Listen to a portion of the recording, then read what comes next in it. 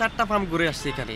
ঘন্টার পর ঘন্টা আমরা রাস্তায় পইরা থাকি গ্যাসের জন্য। 3 ঘন্টা 4 ঘন্টা ধরে যদি আমরা গ্যাস নেই তাহলে আমরা ডিউটি কখন করব? পয়সা নাই 100 120 2-3 ঘন্টা গ্যাস লইলে ঠিক মতো বাড়াও মারা যায় না। গাড়ির জামাটা উঠাইতে পারি না, নিজের বেতন তো দূরের কথা।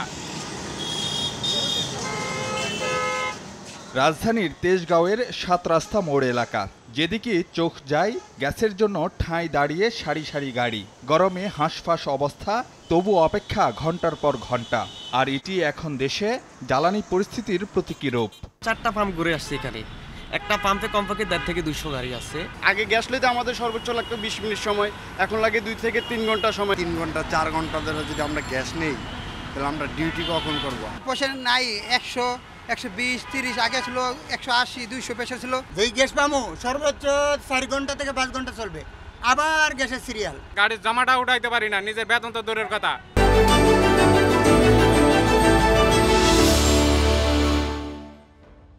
কেবল যানবাহনই নয়, অন্যান্য খাতেও সংকট তীব্র। চাহিদার তুলনায় অর্ধেক গ্যাসও যোগান দেওয়া যাচ্ছে না সার কারখানায়। এতে দেশে বর্তমানে 6 সার কারখানার 3টিরই উৎপাদন বন্ধ। একই অবস্থা বিদ্যুতের ক্ষেত্রেও। বর্তমানে দেশে বেড়ে চলা লোডশেডিংয়ের অন্যতম কারণ গ্যাসের তীব্র সংকট।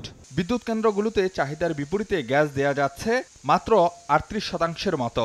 ফলে কেবল গ্যাসের অভাবেই বন্ধ 31 বিদ্যুৎ কেন্দ্র। একই চিত্র শিল্প কারখানাতেও। গ্যাসের অভাবে ধুঁকছে রপ্তানিমুখী খাত, অস্বাভাবিক হারে কমছে উৎপাদন। 30 থেকে 40% আমাদের উৎপাদন নাই, due to the low pressure of gas and low supply of gas. এবং সেটা কিন্তু যখন গ্যাসের অপ্রতুলতা থাকে তখন কিন্তু বিদ্যুৎ উৎপাদনও চাহিদা মাফিক হয় না। সো যেসব ফ্যাক্টরি বিদ্যুৎ দিয়ে চলছে তাদেরও সেম অবস্থায় পড়ছে। বর্তমানে দেশে গ্যাসের চাহিদা ধরা হয় 4000 মিলিয়ন ঘনফুট, কিন্তু সরবরাহ ঘুরপাক খাচ্ছে 2500 থেকে 2600 মিলিয়ন ঘনফুটের ঘরে। রক্ষণাবেক্ষণের কারণে 3.5 মাস ধরে বন্ধ সামিটের ভাসমান টার্মিনাল। ফলে এলএনজি থেকে মিলছে স্বাভাবিকের তুলনায় 300 মিলিয়ন কম গ্যাস, যা তীব্র করছে সংকট। পেট্রোবাংলা জানাচ্ছে আবারও উৎপাদনে ফিরছে সামিটের এলএনজি টার্মিনাল। সপ্তাহখানেকের মধ্যেই পরিস্থিতি উন্নতি হওয়ার আশায় সংস্থাটি।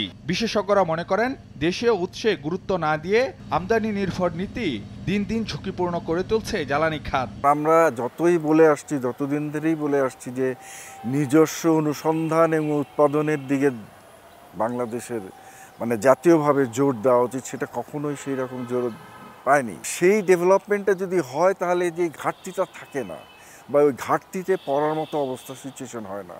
বিশেষজ্ঞরা বলছেন গ্যাস অনুসন্ধান কার্যক্রম গতিশীল করার কোনো বিকল্প নেই, না হলে আগামীতে আরও তীব্র হতে পারে সংকট। গ্যাস সংকট যেন পিছু ছাড়ছেই না। কখনো কখনো পরিস্থিতির কিছুটা উন্নতি হয় বটে, তবে চাহিদা আর যোগানের মধ্যে যে বিস্তর ফারাক রয়েছে তাতে খুব একটা হেরফের হয় না। এমন অবস্থায় সংকটের টেকসই সমাধানে দীর্ঘমেয়াদী পরিকল্পনা নিয়ে পাড়ি দিতে হবে আরও অনেক পথ, এমনটি মনে করেন এ খাতের বিশেষজ্ঞরা। ফারুক ভিয়া, রবিন, সময় সংবাদ, ঢাকা।